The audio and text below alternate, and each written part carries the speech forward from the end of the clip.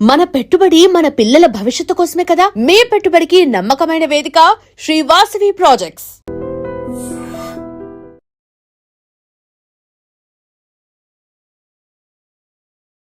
Welcome to I dream. నేను మీ భవ్య.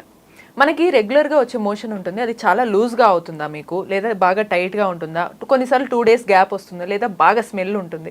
So ఇవన్నీ ఎందుకు జరుగుతాయి అంటే అప్పుడు మన గట్ హెల్త్ బాగుందనా లేదా, ఈ డీటెయిల్స్ మనతో మాట్లాడడానికి మెడికవర్ నుంచి డాక్టర్ శ్రీమన్ నారాయణ గ్యాస్ట్రోఎంట్రాలజిస్ట్ ఉన్నారు. అడిగి తెలుసుకుందాం. నమస్తే సార్, ఎలా ఉన్నారు సార్? సార్, మోషన్స్ రెగ్యులర్గా వెళ్తున్నప్పుడు కొంతమందికి బాగా వాటరీగా వస్తుంటాయి, కొంతమందికి చాలా టైట్గా ఇబ్బంది పడుతుంటారు, ప్రెషర్ చేస్తుంటారు, కొంతమందికి అసలు 2-3 days అసలు అవ్వనే అవ్వదన్నమాట, చాలా ఇబ్బంది పడతారు. ఈ మోషన్ అనేది మన హెల్త్కి రిలేటెడ్ ఉంటుందా, ఎలా అంటారు సార్? నార్మల్గా మన హెల్త్ బాగుంటే జనరల్గా మోషన్ మనం పర్ డే ఒకసారి వెళ్తారండి. జనరల్గా మార్నింగ్ టైం, ఎందుకంటే మనకి మూమెంట్ ఆల్రెడీ ఫిక్స్, మార్నింగే మోషన్కి వెళ్ళాలని ఆల్రెడీ ఫిక్స్ ఉంటుంది. కొంతమంది ఏంటంటే బికాజ్ ఆ వర్క్ స్ట్రెస్ వల్ల కానీ వాళ్ళు మార్నింగ్ వెళ్ళిపోవాలనుకోండి ఆఫీస్కి, సో వాళ్ళకి ఏంటంటే ఈవినింగ్, సో పర్ డే 1 అనేది ఫిక్స్ ఉంటుంది. కానీ 1 పర్ ఎవ్రీ డే రాకపోయినా కూడా ప్రాబ్లం ఏం లేదు యాక్చువల్గా. 2 daysకి ఒకసారి వచ్చినా కూడా దట్ ఈస్ ఓకే. అలా కాకుండా కొంతమందికి ఏంటంటే మరి హార్డ్ స్టూల్స్ వస్తాయి అనమాట. హార్డ్ స్టూల్స్ అంటే వాళ్ళు ఎక్కువ స్ట్రెయిన్ చేస్తే కానీ మోషన్ పాస్ అవ్వరు. అంటే వాళ్ళకి వచ్చిన ఫీలింగే ఉంటుంది సార్ కంటిన్యూస్గా, కానీ వెళ్ళలేకపోతుంటారు చాలా మంది. ఫుడ్ తినమన్నా కూడా వద్దు అని అంటూ ఉంటారు. జనరల్గా మనకి మోషన్ పాస్ చేయాలి అంటే మన పేగులు మూవ్ అవ్వాలండి లోపల నుంచి. సపోజ్ పేగులు సరిగ్గా మూవ్ అవ్వలేదు కొన్ని కాజెస్ వల్ల, లైక్ డయాబెటీస్ పేషెంట్స్ కానీ, ఆల్రెడీ మెడిసిన్స్ యూస్ చేస్తున్న వాళ్ళు కానీ, లేకపోతే అతనికి ఏమైనా స్ట్రెస్ ఎక్కువ ఉన్నా కూడా ఏంటంటే పేగు మూమెంటే ఉండదు అనమాట. అప్పుడు ఏంటంటే తను ఎంతసేపు ట్రై చేసినా కూడా మోషన్ రాదు. కొంతమందికి ఏంటంటే లోపల మన ఫైబర్ ఫుడ్ సరిగ్గా తీసుకోలేదండి, వాటర్ సరిగ్గా తీసుకోలేదు, అప్పుడు ఏమవుతుంది మోషన్ హార్డ్గా అయిపోతుంది. సో హార్డ్ స్టూల్ని తను మూవ్ చేయలేకపోతున్నాడు అనమాట. అప్పుడు వాళ్ళు క్లియర్గా చెప్తారు, సార్ లాస్ట్లో ఎక్కడో బ్లాక్ అయినట్టుంది, పంపించలేకపోతున్నాను. వీళ్ళల్లో ఏం చేస్తారంటే జనరల్గా కొంతమంది ఫింగర్ యూస్ చేయటము, కొంతమంది ఏంటంటే ఆ ఏరియాలో కొంచెం చేయి అడ్డం పెట్టుకొని ప్రెజర్ అప్లై చేయడం, అంటే పుష్ అండ్ పుల్లింగ్ టెక్నిక్ అంటారు అనమాట. సో వాళ్ళకి ఏంటంటే వీళ్ళకి హార్డ్ స్టూల్స్, వాళ్ళకి జస్ట్ మనం వాటర్ ఇంటేక్ చూసుకోండి, ఫైబర్స్ యూస్ చేయండి, ఫిజికల్ యాక్టివిటీ పెంచుకోండి అంటే సెట్ అయిపోతారు అనమాట. కొంతమంది ఏంటంటే మల్టిపుల్ టైమ్స్ లూజ్ మోషన్స్కి వెళ్తారనమాట. సో ఇందులో 2 types ఉంటుందండి యాక్చువల్గా. ఏంటంటే కొంచెం నార్మల్ మోషనే మల్టిపుల్ టైమ్స్ వెళ్తే మనం IBS ప్రాబ్లం అంటాం, ఇరిటబుల్ బవల్ సిండ్రోమ్ ప్రాబ్లం అనమాట. వీళ్ళలో టిపికల్గా ఏంటంటే స్టమక్ పెయిన్ వస్తుంది, మోషన్కి వెళ్ళిపోతారు, మోషన్ అయిపోయిన వెంటనే అయిపోయింది కదా అని బయటకు వస్తారు, మళ్ళీ 2 minutes తర్వాత మళ్ళీ నొప్పి వస్తుంది. So every time stomach pain వచ్చినప్పుడల్లా తన మోషన్కి వెళ్ళాలి. అండ్ అన్నం తిన్న వెంటనే మోషన్కి పరిగెత్తుతారు అనమాట, వాళ్ళని IBS ప్రాబ్లం అంటాం యాక్చువల్గా. అదేమి ఫంక్షనల్ ప్రాబ్లం అండి యాక్చువల్గా, స్ట్రెస్ రిలేటెడ్ అనమాట. సార్ అంతే, ఇది రెగ్యులర్గా ఉండే ఛాన్స్ ఉంటుందా? కొన్నిసార్లు మన హెల్త్ డిస్టర్బ్ అయినప్పుడు రెగ్యులర్గా తిన్న వెంటనే వెళ్తారన్నారు, అది మధ్య మధ్యలో కూడా వచ్చే ఛాన్సెస్ ఉంటాయి. జనరల్గా ఏంటంటే ఇప్పుడు సపోజ్ ఫుడ్ పాయిజనింగ్ అయింది అనుకోండి, అతనికి ఏంటంటే స్టమక్ అంతా అప్సెట్ లాగా ఉంటుంది, లూజ్ మోషన్స్కి వెళ్తాడు, కొంచెం ఫీవరిష్గా ఉంటుంది, బాడీ పెయిన్స్ ఉంటుంది. 2-3 days కన్నా ఎక్కువ ఉండదు జనరల్గా. ఇన్ఫెక్షన్ వల్ల వచ్చిందంటే 2-3 days, మాక్సిమం 1 week ఉంటుందండి. నేను చెప్పిన IBS ప్రాబ్లం ఏంటంటే కంటిన్యూస్ ప్రాసెస్ అనమాట. లైక్ సూర్యుడు చంద్రుడు వచ్చినట్టు 15 రోజులు ఉంటుంది, తగ్గిపోతుంది, 15 రోజులు వస్తుంది, తగ్గిపోతుంది. సో క్రానిక్గా ఉంటుంది అనమాట. More than 1 year 2 years history చెప్పాలి అతను. ఇంకోటి ఏంటంటే మోషన్ లూజ్గా రాదు వీళ్ళకి, నార్మల్ మోషనే మల్టిపుల్ టైమ్స్ వెళ్ళాల్సి వస్తుంది అనమాట. అలా కాకుండా లూజ్ మోషన్సే చాలా రోజుల నుంచి వెళ్తున్నాడు అనుకుందాం అనుకోండి, అతను ఏంటంటే మన హిస్టరీలో జిగురు ఏమైనా ఉందని అడుగుతాం. మోషన్లో జిగురు ఎలా ఉందనేది జనరల్గా చెప్పలేరు ఎవరు కూడా, కాబట్టి అంటే వాష్ చేసుకునేటప్పుడు మీకు ఏమైనా స్టిక్కీగా అనిపిస్తుందని అడుగుతారు. కొంతమందికి ఏంటంటే బ్లడ్ మోషన్లో మిక్స్ అయిపోయి వస్తుంది అనమాట. వాళ్ళకి ఏంటంటే మనకి లోపల పేగు లోపల పూత ఉందని డౌట్ వస్తుంది అనమాట. బట్ జనరల్గా మోర్ దాన్ 1 week కన్నా ఎక్కువ హిస్టరీ ఉండాలి వీళ్ళకి. 1 weekలో కొంతమందికి డిసెంట్రీ అని చెప్తాం కదా, డిసెంట్రీలో కూడా 1 week ఈ 3 ఉంటాయి. కానీ లూజ్ మోషన్స్ ఉండాలి, ప్లస్ గమ్ ఉండాలి, అందులో కొంచెం బ్లడ్ మిక్స్ అయ్యి వచ్చి ఉండాలి. వాళ్ళకి మోర్ దాన్ 1 week హిస్టరీ ఉంటే మాత్రం పేగు లోపల పూతలాగా ఏమైనా వచ్చే ఛాన్సెస్ ఉంటాయి అనమాట. లైక్ అల్సరేటివ్ కోలైటిస్ కానీ, క్రాన్స్ డిసీజ్ కానీ, TB పేషెంట్స్ కానీ అనుకుంటాము. సో ఇవన్నీ చేయాలంటే ముందు మనం అసలు మోషన్ని చెక్ చేసుకోవాల్సి వస్తుంది. మన మోషన్ చెక్ చేయడం అంటే అట్లీస్ట్ వెస్టర్న్ కమోడ్స్ కాబట్టి అన్ని బిఫోర్ ఫ్లషింగ్, మన ఫ్లష్ కొట్టక ముందే ఒకసారి బ్యాక్ సైడ్ చూసుకుంటే 1 week ఒకసారి చూసుకోవడంలో తప్పలేదు. ఎందుకంటే మనము హెల్త్ ఉన్నామా లేదనేది మన మోషన్, యూరిన్ డిసైడ్ చేసేస్తాయి. మన కళ్ళు ఎలాగో, కళ్ళు చూడంగానే ఇతను నీరసంగా ఉందా, ఫీవర్గా ఉందా అని చెప్పేస్తారు ఎవరైనా, పెద్దవాళ్ళు ఎవరైనా చెప్పేస్తారు. సార్ ఇప్పుడు మీరు లూజ్ మోషన్ అనేది రెగ్యులర్ గా అవుతూ అది కూడా మనకి ఒకేసారి వెళ్ళకుండా గ్యాప్ తో 2 minutes వెళ్తే అది ఐబిఎస్ హెల్త్ ఇష్యూ అన్నారు కదా.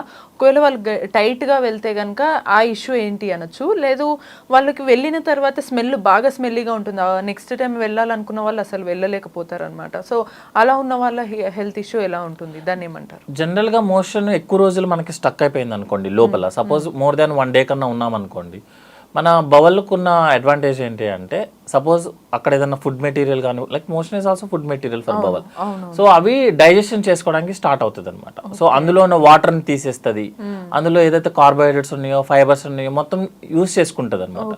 సో మోర్ ఎక్కువ రోజులు కనుక మీరు ఫుడ్ మెటీరియల్ చూడండి, మీరు ఆ రోజు ఫ్రెష్ ఉంటుంది, స్మెల్ వస్తుంది, మంచి స్మెల్ వస్తుంది. మీరు 1 day కనుక ఆ ఫుడ్ కి గ్యాప్ ఇచ్చారనుకోండి, చాలా కంపు వచ్చేస్తుంది, ఫౌల్ స్మెల్లింగ్ వచ్చేస్తుంది. సేమ్ ఇదే కాన్సెప్ట్ అండి. మనం రెగ్యులర్గా మోషన్కి వెళ్తే మన మోషన్ స్మెల్ రాదు. అలా కాకుండా మనం రెగ్యులర్గా వెళ్లకుండా 1 day 2 day గ్యాప్స్ ఇచ్చారనుకోండి, మన మోషనే లోపల బ్యాక్టీరియల్ ఫర్మెంటేషన్ అయిపోయి ఎక్కువ స్మెల్ వచ్చేస్తుంది అనమాట. అంటే అర్థం అతనికి కాన్స్టిపేషన్ ఎక్కువ రోజుల నుంచి ఉన్నట్టు లెక్క. సో అదే. ఇంకోటి ఏంటంటే ఓల్డ్ పీపుల్ కనుక ఇలాగే కాన్స్టిపేషన్కి రిపీటెడ్గా అవుతున్నారు అనుకోండి, అర్థం ఏంటంటే ఓల్డ్ పీపుల్ జనరల్గా మనం క్యాన్సర్స్ ఏదైనా ఐడెంటిఫై చేస్తాం. బట్ జనరల్గా అండి ఒక పేషెంట్ కనుక కంప్లైంట్తో వచ్చాడు, పెయిన్తోనో లూజ్ మోషన్తోనో బ్లీడింగ్తో వచ్చారనుకో, 95% క్యాన్సర్స్ కాదు. కాదు. పేషెంట్ కంప్లైంట్తో వస్తే జనరల్గా క్యాన్సర్స్ ఉండవు. అలా కాకుండా పేషెంట్ ని డాక్టర్ ఐడెంటిఫై చేస్తే కొన్ని క్యాన్సర్స్ ఉంటాయి అన్నమాట. సో ఎందుకంటే మనం నెట్ లో ఫస్ట్ కొట్టంగానే blood in the motion you have a cancer అని వస్తుంది, క్యాచీ వర్డ్ కాబట్టి. బట్ జనరల్ గా ఒక పేషెంట్ కంప్లైంట్ తో వస్తే 95% క్యాన్సర్స్ అవ్వవు. వాళ్ళు వచ్చిందేమో అని కంగారుతో నెగ్లెక్ట్ చేస్తారు. అది నార్మల్ కండిషన్ కూడా చాలా అబ్నార్మల్ కింద మారిపోతుంది. సో ఫైనల్గా సార్, ఇప్పుడు ఈ మోషన్స్ అనేవి మీరు అందాక అన్నట్టు హెవీగా అయినా కష్టమే, టైట్గా అయినా కష్టమే. సో రెగ్యులర్గా మినిమం డైలీ వన్స్ ఆర్ 2 daysకి ఒకసారి అవ్వాలన్నా వాళ్ళు ఏం ప్రాక్టీస్ చేయాలంటారు? అటు ఫుడ్లో కానీ డైలీ యాక్టివిటీ ఎక్కువగా ఫైబర్ డైట్ ఎక్కువ తీసుకోవాలండి. ఫైబర్ డైట్ ఎక్కువ తీసుకోవాలంటే it should be 60% carbohydrates with fibres అనమాట.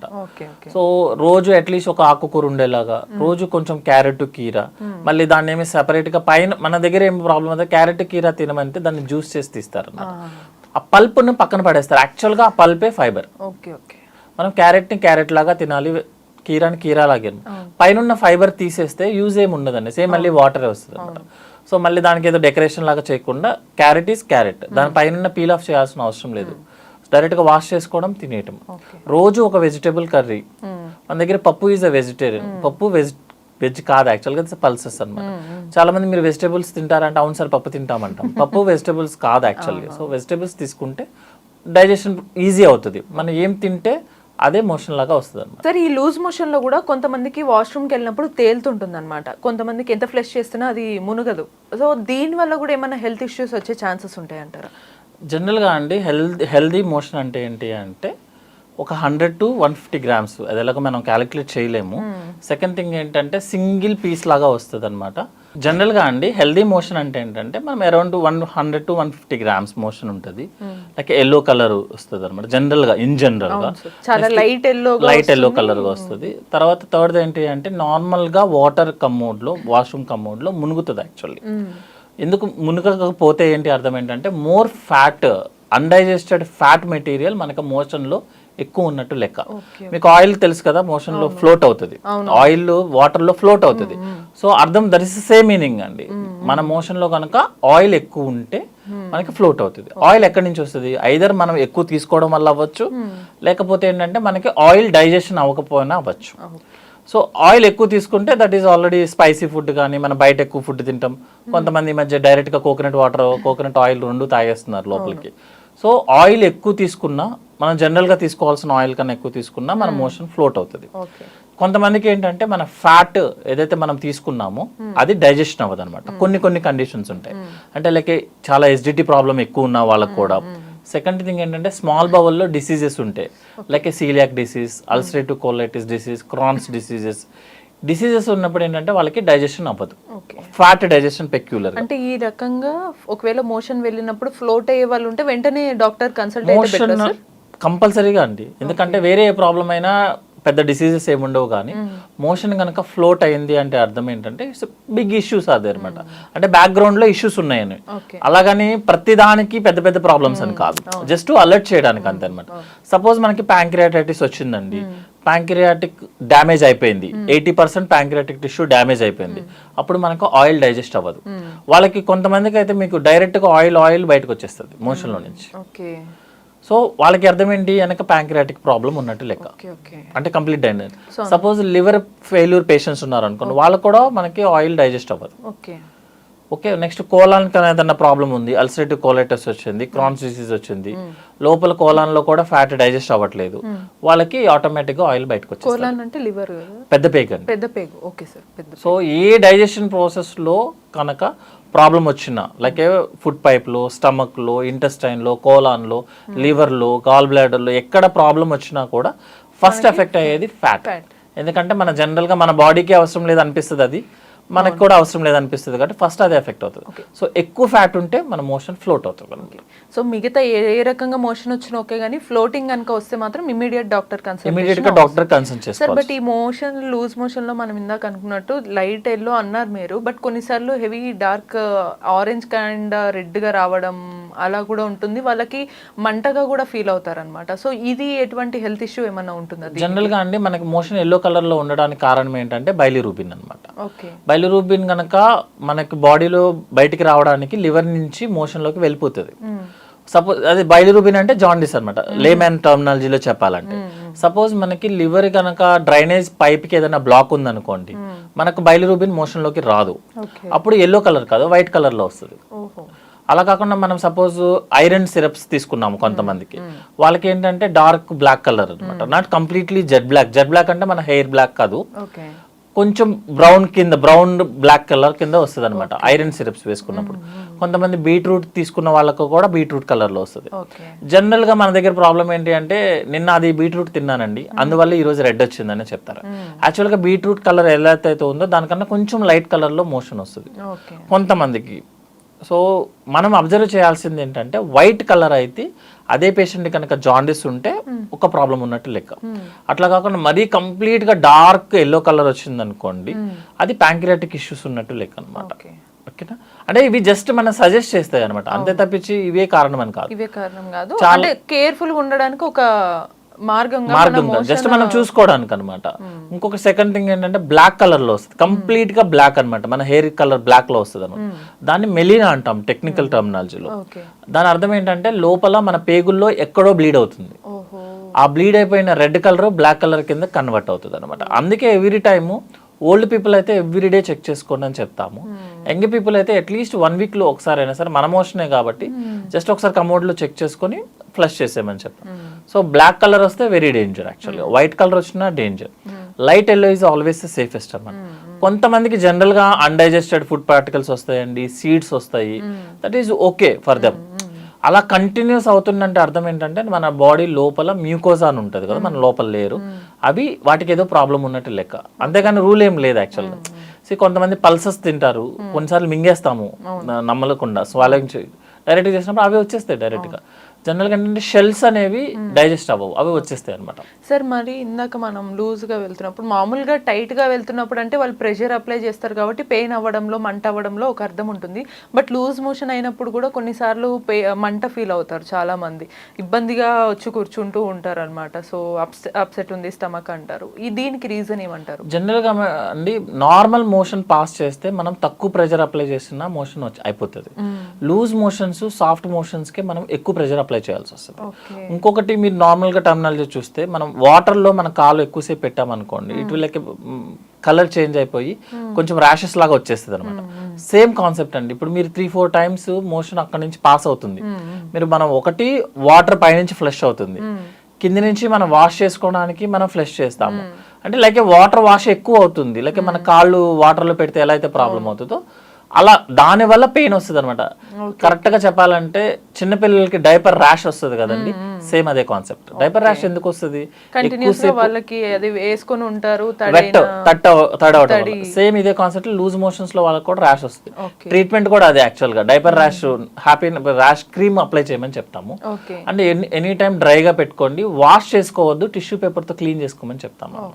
చూసారు కదా, మన గట్ హెల్త్ బాగుంటే మోషన్ అనేది కూడా నీట్ గా ఉంటుంది. సో నెక్స్ట్ ఇటువంటి మరిన్ని ఇన్ఫర్మేటివ్ టిప్స్ కోసం keep watching iDream. And for more videos, Please subscribe to iDream. Please subscribe to iDream. Please subscribe iDream. And please subscribe to iDream. For more videos, subscribe to iDream. please like, share and subscribe to the channel. Congratulations, iDream. Subscribe to iDream. Subscribe to iDream. So subscribe to iDream Media. iDream ki iDream team andarki huge congratulations. Please subscribe iDream Media. Please subscribe to iDream. Subscribe iDream. Please subscribe to iDream. iDream అంటే నా కళల ఛానల్ను subscribe చేసుకున్న నోరు తిరుగుతలేదు, మీరైతే గంట గుర్తు కొట్టండి. For more such videos, please subscribe to iDream. Subscribe to iDream. Please subscribe to iDream. Please subscribe iDream Media. Please do subscribe to iDream. Please subscribe to iDream Media. For best entertainment and information, please subscribe iDream. And don't forget to subscribe to iDream.